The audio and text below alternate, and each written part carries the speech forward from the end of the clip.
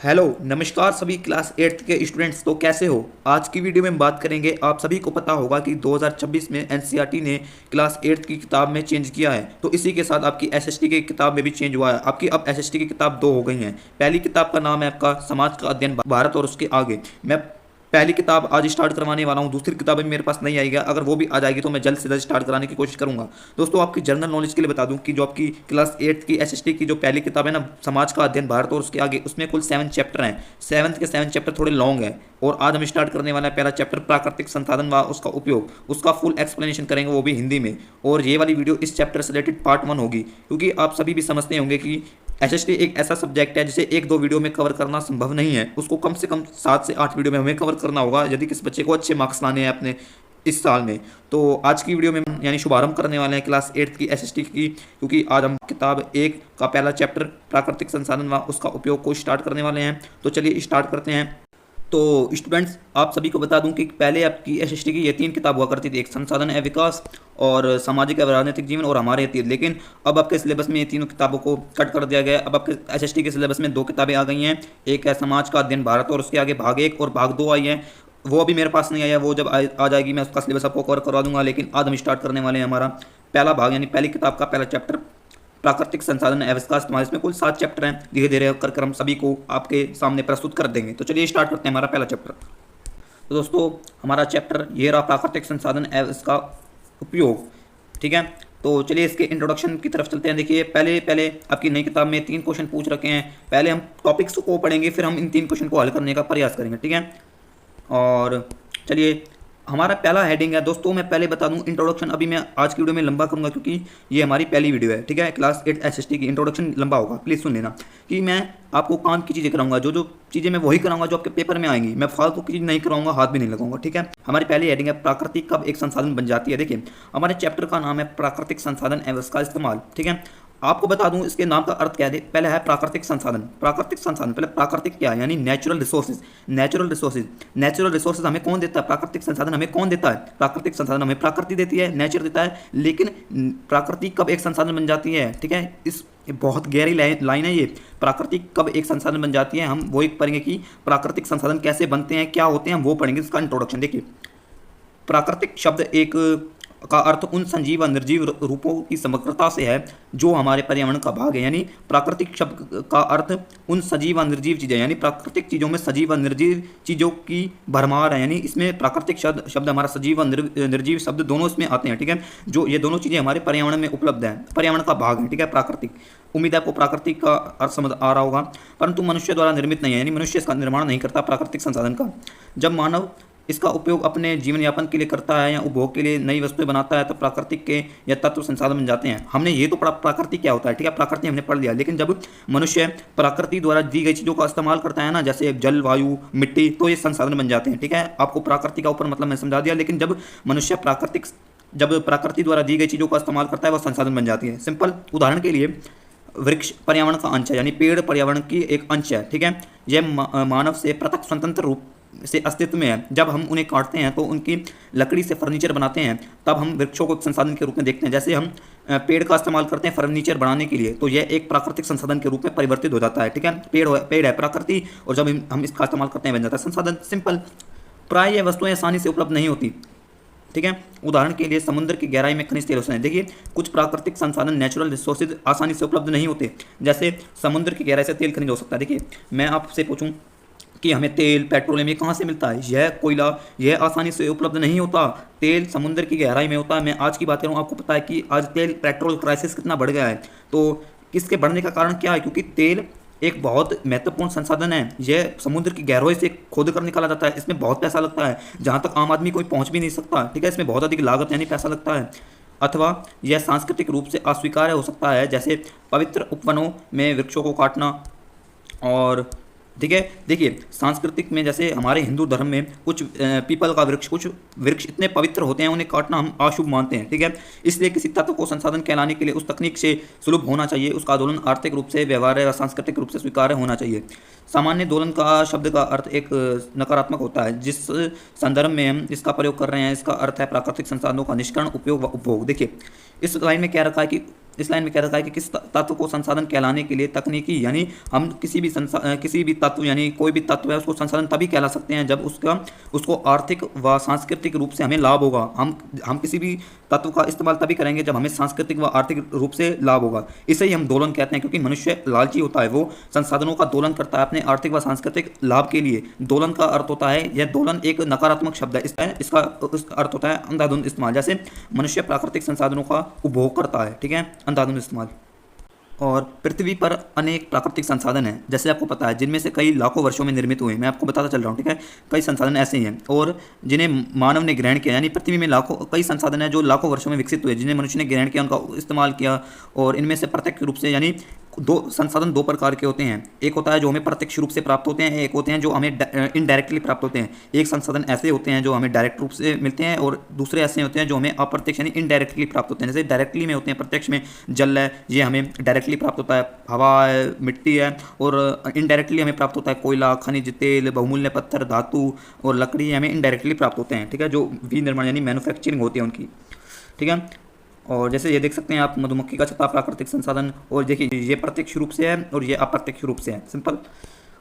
देखिए सांस्कृतिक कितना है, हम तुलसी माता की पूजा करते हैं, ये हमारा सांस्कृतिक प्राकृतिक संसाधन है, सिंपल। संपेक्ष में प्राकृतिक संसाधन शब्द का प्रयोग हम उन सामग्री व पदार्थों के लिए करते हैं जो प्रकृति में पाए जाते हैं और मनुष्य के मूल्य, यानी हम अगर निष्कर्ष की बात करें इस पूरे पैराग्राफ की, तो प्राकृतिक संसाधन उन सामग्री व पदार्थ को कहते हैं जो हमें प्राकृतिक यानी नेचर से प्राप्त होते हैं, जो मनुष्य के लिए बहुमूल्य यानी इंपॉर्टेंट होते हैं, ठीक है। हमारा अगला टॉपिक है प्राकृतिक संसाधनों की श्रेणियाँ, यानी मैं आपको बताता हूँ श्रेणी क्या होती है। पहले मैं ये पढ़ देता हूँ, फिर आपको उसका अर्थ बताता हूँ। देखिए प्राकृतिक संसाधनों की श्रेणियाँ, यानी इसको कितने भागों में, प्राकृतिक संसाधन भी है ना, इसको कई भागों में विभाजित किया जाता है। इसके 4 भाग हैं कुल मिला के, 4 पार्ट्स में से डिवाइड किया जाता है। देखिए ये पैराग्राफ थोड़ा इंपॉर्टेंट नहीं है, इसको मैंने इसके पॉइंट्स में क्रिएट करेंगे। जब हम विचारों या वस्तुओं को वर्गीकृत करते हैं तब हम कुछ सामान्य विशेषताओं का उपयोग करते हैं और हम श्रेणियों का इस नामकरण करते हैं। देखिए जब हम किसी वस्तु विचार का वर्गीकरण करते हैं, यानी जब उसको बांटते हैं, तो उसकी कई श्रेणियाँ यानी कई पार्ट्स में उसका नामकरण हो जाता है, जैसे प्राकृतिक संसाधनों को भी हमने किया, ठीक है। अब चलते हैं हमारे सीधे प्राकृतिक संसाधनों के भागों पर, ठीक है। ये इंपॉर्टेंट नहीं है, मैंने आपको जो ऊपर बताया वही आप मान लेना, ठीक है। प्राकृतिक संसाधनों की अब श्रेणियों की बात करें, देखिए ये इंपॉर्टेंट है। प्राकृतिक संसाधनों को वर्गीकृत करने का उपाय यह है कि हम उन संसाधनों के देखें कि जीवन के लिए अनिवार्य है, सामग्री स्रोत, ऊर्जा के स्रोत। देखिए प्राकृतिक संसाधनों को जब हम डिवाइड करते हैं ना, वर्गीकृत करते हैं, तो उसको निम्न बातों को, हम कुछ बातों को ध्यान रखते हैं तभी हम उसको वर्गीकृत करते हैं। देखिए ये जीवन में प्राकृतिक संसाधन कितने रूप से हमारे उपयोगी हैं, सामग्री स्रोत कौन से हैं, एनर्जी यानी ऊर्जा स्रोत कौन से हैं, इन 3 चीज़ों को हम ध्यान में रखते हैं। प्राकृतिक संसाधनों का वर्गीकृत यानी उनका डिवाइड करते हैं कि वो जीवन में कितना इस्तेमाल आती हैं, कौन से सामग्री स्रोत हैं यानी हमें थिंग्स अवेलेबल कराती हैं, कौन से एनर्जी यानी ऊर्जा के स्रोत हैं, वही हैं, ठीक है। हमारा पहला भाग है जीवन के लिए आवश्यक संसाधन। देखिए प्राकृतिक संसाधनों को 4 भागों में बांटा गया है, जीवन के लिए आवश्यक संसाधन, सामग्री के लिए संसाधन, ऊर्जा के लिए संसाधन और है नवीकरणीय व अनवीकरणीय संसाधन, ठीक है। कुल मिलाकर प्राकृतिक संसाधनों को 4 भागों में बांटा गया है। पहला भाग है जीवन के लिए आवश्यक संसाधन। आपको नाम से पता चल रहा है कि जीवन के लिए आवश्यक संसाधन, ऐसे संसाधन जो मनुष्य जीवन के लिए आवश्यक हैं। जैसे पृथ्वी पर जीवन उस वायु के बिना संभव नहीं है, यानी मनुष्य की बात नहीं करते हैं, जीव जंतु सभी के लिए पृथ्वी पर जीवन वायु के बिना संभव नहीं है, कोई भी जीव जंतु हो चाहे, ठीक है, जिसमें हम सांस लेते हैं, यानी चाहे आप जानवरों की बात करें चाहे मनुष्य की बात करें, हम उस वायु हम सांस लेते हैं, ठीक है। हमारा जीवन वायु के बिना नहीं है क्योंकि हम सांस लेते हैं, हम सांस लेने वाले प्राणी हैं। उस जल के बिना जिसे हम पीते हैं, यानी हमारा जीवन तभी भी संभव नहीं है यदि पृथ्वी पर जल ना हो जिसे हम पीते हैं, उस भोजन के बिना जिसे हम खाते हैं, यानी और इन 3 चीज़ों के बिना मनुष्य का इस पृथ्वी पर अस्तित्व नहीं होगा। जिस वायु को हम सांस लेते हैं, जिस जल को हम पीते हैं, जिस भोजन को हम खाते हैं, यदि ये 3 चीज़ पृथ्वी पर ना हो ना, हमारा जीवन ही संभव नहीं है। हम यह सब वायुमंडल, नदियाँ, सरोवर तथा मृदा के कृषि कार्य तथा अन्य सजीव वस्तुओं के माध्यम से प्राप्त करते हैं। यदि हम बात करें वायु हम कहाँ से प्राप्त करते हैं, वायुमंडल से। यदि हम बात करें हम जल कहाँ से प्राप्त करते हैं, जल हम नदियों से, सरोवर से। यदि हम बात करें भोजन में कृषि है, फल सब्जियाँ हम कहाँ से प्राप्त करते हैं, हम कृषि से प्राप्त करते हैं। कुछ लोग मांस भी खाते हैं तो वो सजीव वस्तुओं के माध्यम से प्राप्त करते हैं, ठीक है। हम उस वायु को नहीं बना सकते जिसमें हम सांस लेते हैं, यानी हम हवा को नहीं बना सकते, उस जल को हम नहीं बना सकते जिसे हम पीते हैं, हम उस मिट्टी को नहीं बना सकते जिसमें हम भोजन उगाते हैं, तो वही है, ठीक है। यानी पानी, हवा और मृदा, ये 3 तत्व मनुष्य के लिए बहुत आवश्यक हैं, जो जीवन जीने के संसाधन हैं। सिंपल आपको समझ आ गया होगा। अब चलते हैं, हमारा दूसरा है सामग्री के लिए संसाधन। देखिए मनुष्य प्रकृति के उपहारों से भौतिक वस्तुओं का निर्माण करता है, यानी प्रकृति मनुष्य को कुछ वस्तुएं उपहार के रूप में देती है, यानी नेचर व्यक्ति को कुछ वस्तुएं उपहार के तौर पर देती है, जिसका इस्तेमाल कर मनुष्य उसे भौतिक वस्तुओं का निर्माण करता है। उदाहरण के तौर पर हम इनका प्रयोग अपनी उपयोगिता हेतु ऐसी सुंदर वस्तुओं के निर्माण में करते हैं जो हमारे और दूसरे के जीवन में समृद्ध बनाती है। जैसे लकड़ी के एक टुकड़े से कुर्सी परिवर्तित किया जा सकता है, देखिए। और तथा एक बार पढ़ लेता हूँ, तराश कर शिल्पित कर प्रतिमा भी बनाई जा सकती है। भारत की भौगोलिक पहले यहाँ तक देखिए। उदाहरण के तौर पर जैसे हम प्रकृति से प्राप्त वस्तुओं को इतना सुंदर बनाते हैं जिससे हम अपना और दूसरों के जीवन में समृद्धि लाते हैं। जैसे हम लकड़ी के टुकड़े को कुर्सी में परिवर्तित कर देते हैं और हम पत्थर को तराश कर मूर्ति बनाते हैं, ठीक है। ये सब हमें प्रकृति देती है, हम प्रकृति के माध्यम से सारा लेते हैं, प्रकृति हमें हमारी मदद करती है। भारत की भौगोलिक विविधता हमें लकड़ी से लेकर संगमरमर, कोयले से लेकर सोने तक विविध प्रकार के प्राकृतिक संसाधन देता है। देखिए, हमारा भारत बहुत प्रकार के प्राकृतिक संसाधनों से समृद्ध है। हमारा भारत हमें संगमरमर का पत्थर देता है, लकड़ी देता है, कोयले से लेकर सोने तक सभी प्रकार के प्राकृतिक संसाधन हमारे भारत में उपलब्ध हैं, ठीक है। तो आपको कुल मिलाकर इसमें सामग्री संसाधन, यानी जो हमें ऐसी प्राकृतिक संसाधन मिले जो जिसका इस्तेमाल कर मनुष्य अपने जीवन में कुशलता लाता है, सुंदरता लाता है, वही सामग्री के संसाधन है। सिंपल। हमारा अगला टॉपिक है ऊर्जा के लिए संसाधन। देखिए, ऊर्जा आधुनिक जीवन की आधारशिला है, यानी एनर्जी हमारे जीवन का बहुत एक इंपॉर्टेंट अंग बन गया। कैसे? देखिए, जैसे विद्युत हमारे भवनों, परिवहन, जैसे अगर हम बात करें इलेक्ट्रिसिटी, बिजली हमारे घरों, हमारे भवनों इत्यादि में कैसे महत्वपूर्ण योगदान देता है। अगर हमारे घर में बिजली ना हो तो हमारे आधे से ज़्यादा काम पेंडिंग में पड़ जाएंगे। अगर हम बात करें ऑफिस की, स्कूल्स की, कॉलेज की, घरों की, तो कहीं भी इलेक्ट्रिसिटी के बिना, विद्युत के बिना हमारा जीवन अधूरा है। तो इसलिए ये विद्युत यानी इलेक्ट्रिसिटी भी एक प्रकार की ऊर्जा यानी एनर्जी है ना। और परिवहन और सभी प्रकार की उत्पादन प्रक्रिया के लिए आवश्यक है। परिवहन, देखिए परिवहन क्या है। परिवहन जैसे वाहन यानी व्हीकल्स किससे चलते हैं? कोई पेट्रोल से चलता है, कोई सीएनजी से चलता है। तो ये भी पेट्रोल, सीएनजी ये भी प्रकार की ऊर्जा है, ये भी एक प्रकार की एनर्जी है। तो ठीक है, तो ये भी हमारे जीवन में एक महत्वपूर्ण योगदान निभाते हैं। यह ऊर्जा विभिन्न प्राकृतिक स्रोतों से प्राप्त होते हैं, यानी ये वाली एनर्जी विभिन्न चीज़ों से प्राप्त होते हैं। जैसे कोयला भी एक एनर्जी है, जल भी एक एनर्जी है, खनिज तेल भी एनर्जी है, प्राकृतिक गैस भी एनर्जी है, सूर्य का प्रकाश एनर्जी है, पवन एनर्जी है। देखिए, जैसे कोयले से क्या होता है? कोयले आपने पहले सुना होगा, कोयले के इस्तेमाल से पहले ट्रेनें चलती थी, ठीक है। जल से हमारी जल चक्र है हमारा, खनिज तेल है, प्राकृतिक गैस है यानी सीएनजी, सूर्य का प्रकाश यानी सोलर पैनल, और पवन यानी पवन ऊर्जा, ठीक है। तो यही है हमारे ऊर्जा यानी एनर्जी के स्रोत।